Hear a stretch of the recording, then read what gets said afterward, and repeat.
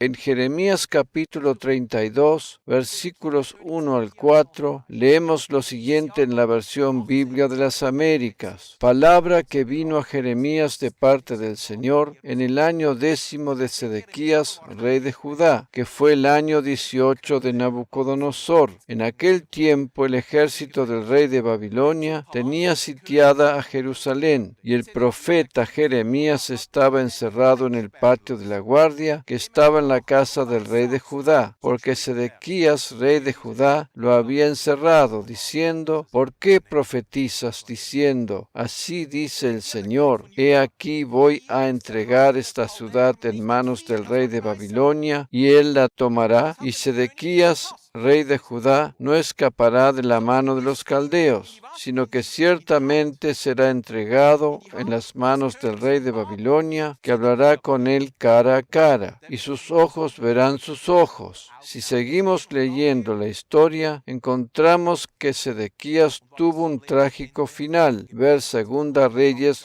25, versículo 7. ¿Cuál fue la causa de la tragedia de Sedequías? Debido a que Dios había retirado su mano protectora, hubo otras manos que entraron a tener influencia sobre él. En Jeremías capítulo 39, versículos 1 al 5, leemos en la versión Biblia de las Américas: Y aconteció que Jerusalén fue tomada en el año 9 de Sedequías, rey de Judá, en el 10º mes, cuando vino Nabucodonosor, rey de Babilonia, con todo su ejército contra Jerusalén, y la sitiaron. En el año 11 de Sedequías, en el mes cuarto, a los 9 días del mes, se abrió brecha en el muro de la ciudad, y entraron todos los oficiales del rey de Babilonia, y se sentaron en la puerta central: Nergal-Sarecer, Samgar-Nebo, Sarsekim el Rabsaris, Nergal-Sarecer el Ramak, y todos los demás oficiales del rey de Babilonia. Y sucedió que cuando los vieron Sedequías, rey de Judá, y todos los hombres de guerra, huyeron y salieron de la ciudad de noche por el camino del jardín del rey, por la puerta entre los dos muros, y se fueron por el camino del Arabá. Pero el ejército de los caldeos los persiguió, y alcanzaron a Sedequías en los llanos de Jericó. Lo apresaron y lo llevaron a Ribla, en la tierra de Hamat, donde Nabucodonosor, rey de Babilonia, dictó sentencia contra él.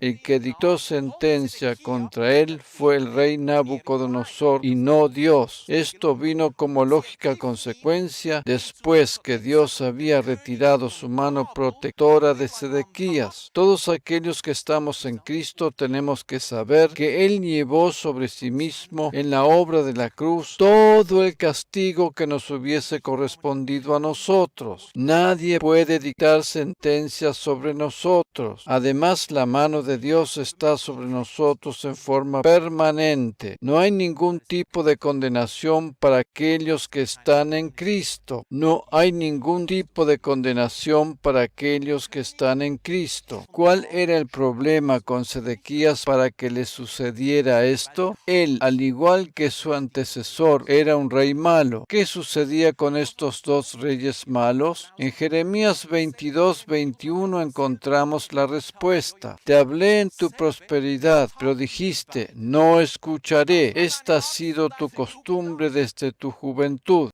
que nunca has escuchado mi voz. Biblia de las Américas. Sedequías se negó consecuentemente a escuchar la voz de Dios. Dios es un Dios paciente que habla al corazón del ser humano una y otra vez y otorga muchas posibilidades, pero a medida que el tiempo va pasando y la persona persevera de exprofeso en rebeldía, llega un momento en que Él retira su mano protectora de la misma. Vemos que Sedequías había sido rebelde desde su juventud y se negaba a escuchar la voz de Dios. Esta era la situación con la nación de Israel. Dios siempre les hablaba por medio de los profetas, pero ellos no querían escuchar. ¿Sabes cuál es la oración más importante que podemos pronunciar? Dios, dame un oído atento y un corazón obediente a tu voz. Tendríamos que orar cada día estas palabras. A A veces nos parece que ya escuchamos todo lo que Él tiene para decirnos, pero no prestamos atención a los detalles. El problema con el rey Sedequías y con Joacim, su antecesor, era que no querían escuchar la voz de Dios. Dios tiene muchísima paciencia, pero llega un punto cuando se acaba y decide retirar su mano protectora. En Primera Crónicas 28:20 leemos, también de la versión Biblia de las Américas: entonces David dijo a su hijo Salomón, esfuérzate, sé valiente y haz la obra, no temas ni te acobardes, porque el Señor Dios, mi Dios, está contigo. Él no te fallará ni te abandonará hasta que toda la obra del servicio de la casa del Señor sea acabada. Dios nunca nos habrá de fallar ni abandonar hasta que hayamos acabado la obra que Él nos encomendó. Dicho sea de paso,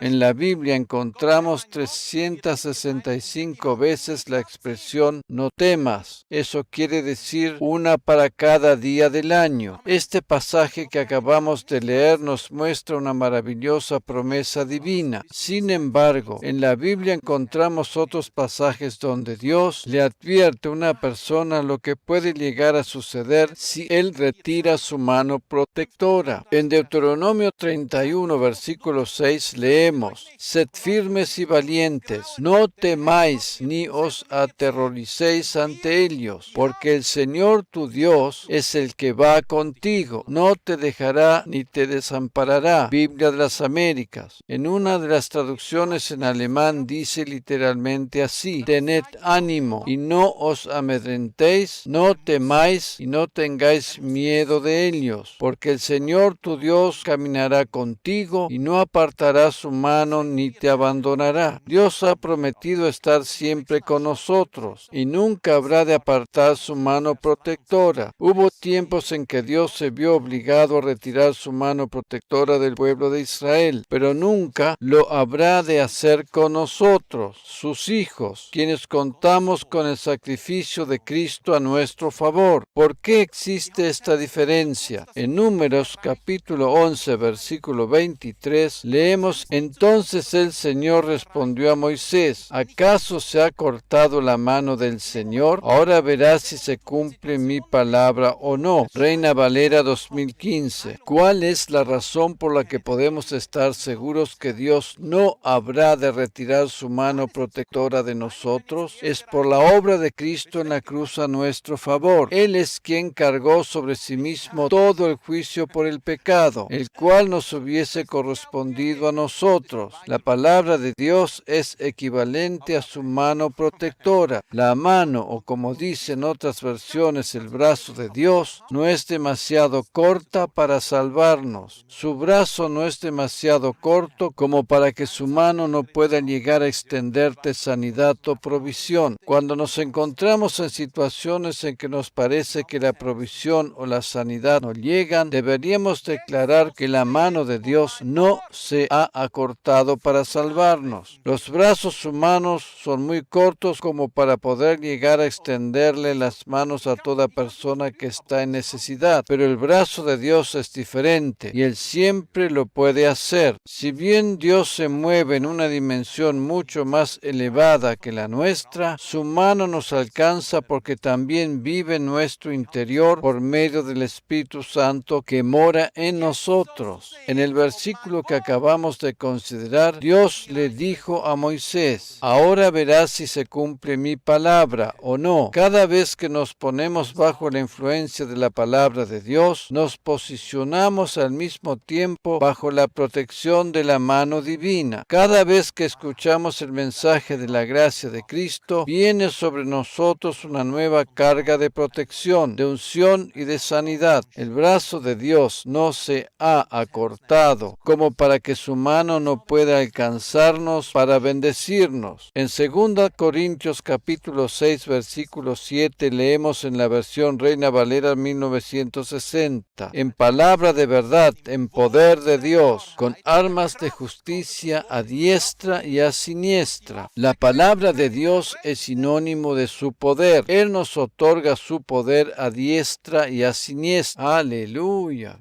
Por lo tanto, cada vez que nos ponemos bajo la influencia de la palabra de Dios, nos posicionamos al mismo tiempo bajo la protección de la mano divina. Este versículo especifica también qué es lo que los pastores deben predicar, a saber, el mensaje de la justificación basado en la obra perfecta de Cristo en lugar de pecado y condenación. De esa manera, está el poder de la palabra de verdad tanto en la mano derecha como en la izquierda. Amén. La palabra verdadera de Dios es sinónimo de su mano protectora. La Biblia nos dice que el verbo o palabra divina se hizo carne y habitó entre nosotros. Jesús vino al mundo adoptando un cuerpo humano. La palabra divina se hizo carne para habitar entre los seres humanos. Dicho de otra manera, la persona de Jesús es la gracia divina hecha carne. El pasaje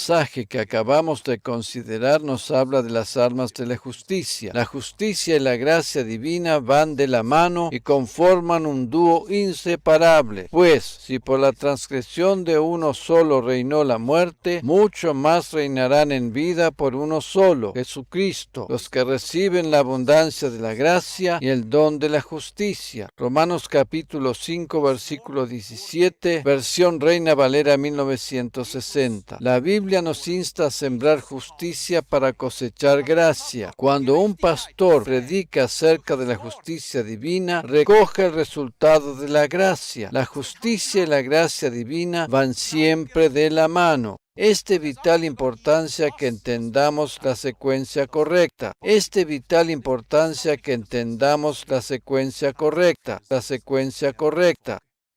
La palabra de Dios se hizo carne en la persona de Jesús y vino al mundo para habitar entre los seres humanos. Jesús es sinónimo de la gracia divina.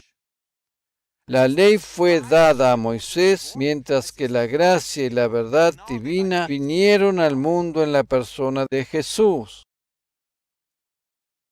La ley fue dada a Moisés, mientras que la gracia y la verdad divina vinieron al mundo en la persona de Jesús. Como decimos siempre, la gracia divina tiene un rostro, este es el de Jesús. La gracia divina tiene un rostro, este es el de Jesús. La gracia divina no es una doctrina o simplemente un tema entre muchos otros, sino que es la misma persona de Jesús. La verdadera manera de aceptar totalmente el mensaje de la gracia divina es poniéndonos bajo la influencia de la persona de Jesús. Todo aquel que rechaza la palabra de Dios está rechazando su gracia y por consiguiente su mano protectora. En el Salmo 5, versículo 12, leemos lo siguiente en la versión Biblia de las Américas. Porque tú, oh Señor, bendices al justo, como con un escudo lo rodeas con tu favor. Favor igual a gracia. Biblia de las Américas. ¿Cuál es la función de un escudo? Brindar protección. O sea, resumiendo, podríamos decir que el escudo protector divino viene a través de su palabra. Esta a su vez nos concede gracia o favor. Dicho de otra manera, la gracia divina es nuestro escudo protector. Amén. El mensaje que nosotros predicamos como iglesia local es un mensaje basado netamente en la gracia divina y no en consejos para la vida cristiana acerca de la manera en que nos debemos comportar. Nunca me habrás de escuchar predicar un mensaje sobre la conducta de un cristiano. Ese tipo de mensaje está basado en reglas que deben ser cumplidas. Pero el Nuevo Testamento está basado en la gracia y el favor divino. La buena conducta viene luego como resultado por la obra de Dios y no por el esfuerzo humano. La única posibilidad de que una persona pueda cambiar su manera de vivir es escuchando o leyendo el mensaje de la gracia divina, el cual es sinónimo de la legítima y verdadera palabra de Dios. Esta palabra es viva y eficaz y más cortante que espada de dos filos. Ver Hebreos 4, versículo 12. Cuando la palabra de Dios es reducida supera ciertos límites o falsificada pierde su poder. Dios obra milagros a través de su palabra. Su mano protectora se manifiesta por medio de su palabra. El diablo está sumamente interesado en evitar que Dios mantenga su mano protectora sobre el ser humano, pero él no habrá de lograr su propósito con nosotros. Para culminar, te invito a leer junto conmigo el Salmo 91, el Salmo de la protección divina. Por medio de la proclamación de nuestra boca, estamos confirmando la promesa divina para este año 2020. Las dos manos abiertas simbolizadas por las letras hebreas Kaf, Kaf, nos hablan del doble efecto de la salvación, a saber, doble unción, doble bendición y doble protección. Amén. Aleluya. Todos estos beneficios los obtenemos por medio de las manos horadadas de Jesús en su sacrificio perfecto sobre la cruz a nuestro favor. Pongamos a Jesús por encima de toda circunstancia. Elevemos su nombre por encima de toda necesidad. A pesar de los momentos difíciles que nos toca vivir en la actualidad, tengo buenas noticias para darte, y es que Dios tiene todo bajo su control. Eso quiere decir que Él, quien ya sabía de antemano lo que habría de sobrevenir, habrá de revertir todo para nuestro bien. Vamos a recitar juntos en voz alta el Salmo 91. Leemos de la versión Nueva Biblia de los Hispanos. El que habita al amparo del Altísimo morará a la sombra del Omnipotente. Diré yo al Señor, refugio mío y fortaleza mía, mi Dios en quien confío, porque Él te libra del lazo del cazador y de la pestilencia mortal. Con sus plumas te cubre, y bajo sus alas hallas refugio. Escudo y baluarte es su fidelidad. No temerás el terror de la noche, ni la flecha que vuela de día, ni la pestilencia que anda en tinieblas, ni la destrucción que hace estragos en medio del día. Aunque caigan 1000 a tu lado y 10.000 a tu diestra, a ti no se acercará. Con tus ojos mirarás y verás la paga de los impíos, porque has puesto al Señor, que es mi refugio, al Altísimo por tu habitación. No te sucederá ningún mal, ni plaga se acercará a tu morada, pues Él dará órdenes a sus ángeles acerca de ti, para que te guarden en todos tus caminos. En sus manos te llevarán, para que tu pie no tropiece en piedra. Sobre el león y la cobra pisarás, pisotearás al cachorro de león y a la serpiente. Porque en mí ha puesto su amor, yo entonces lo libraré. Lo exaltaré, porque ha conocido mi nombre. Me invocará y le responderé. Yo estaré con él en la angustia. Lo rescataré y lo honraré. Lo saciaré de larga vida y le haré ver mi salvación. Amén. Amén.